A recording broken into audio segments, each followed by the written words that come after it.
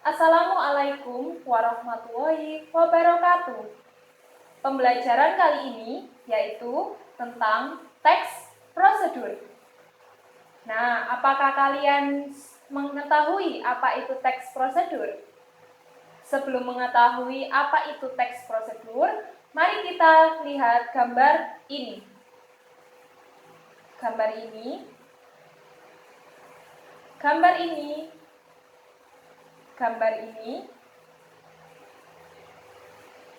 Setelah kalian melihat gambar tadi, apakah kalian sudah memiliki gambaran apa itu teks prosedur?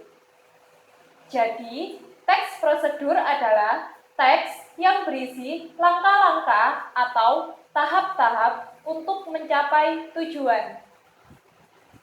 Teks prosedur terdiri atas 3 jenis. Yang pertama yaitu teks prosedur sederhana, teks prosedur kompleks,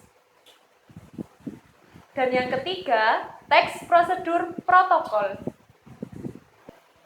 Teks prosedur sederhana adalah teks prosedur yang hanya berisi 2 atau 3 langkah saja. Contohnya, penggunaan setrika, menyalakan senter, dan menyalakan motor. Teks prosedur kompleks. Teks prosedur kompleks adalah teks prosedur yang memiliki banyak langkah-langkah untuk mencapai tujuan. Contohnya, pembuatan SIM, membuat kue, dan membuat layang-layang. Teks prosedur protokol.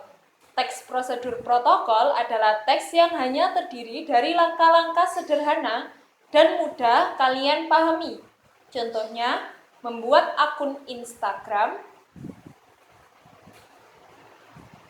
memasang tenda, dan mematikan komputer. Selanjutnya yaitu ciri-ciri teks prosedur. Yang pertama adalah judul ditulis secara jelas. Yang kedua, langkah kerjanya harus berkelanjutan. Jadi, maksudnya di sini langkah 1, langkah 2, dan langkah seterusnya harus memiliki berkesinambungan atau koheren. Yang ketiga, teks bersifat informatif. Maksudnya di sini adalah teksnya memberi informasi kepada pembaca. Yang keempat adalah teks dipaparkan secara terperinci. Dan yang terakhir, teks bersifat aktual, akurat, dan logis. Struktur teks prosedur terdiri dari 4 struktur. Yang pertama, tujuan. Yang kedua, alat dan bahan yang digunakan. Yang ketiga, langkah-langkah. Dan yang keempat, penutup. Struktur yang pertama yaitu tujuan.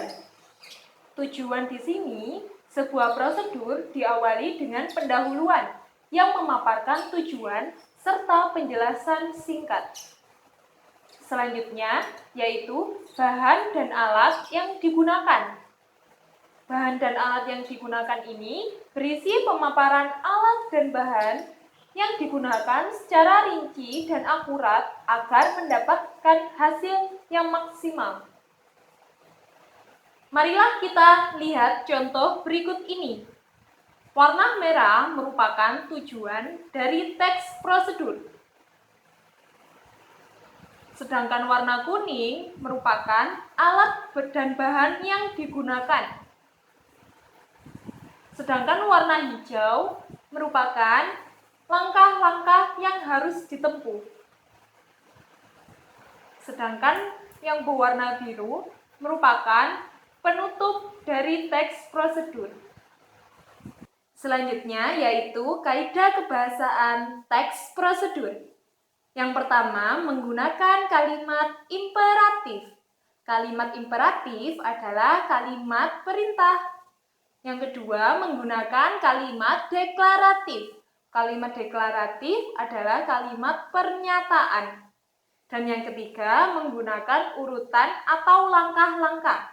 Jadi, apabila kalian ingin membuat teks prosedur, hendaknya membuat urutan atau langkah-langkah secara terperinci. Selanjutnya yaitu menggunakan nomina dan partisipan.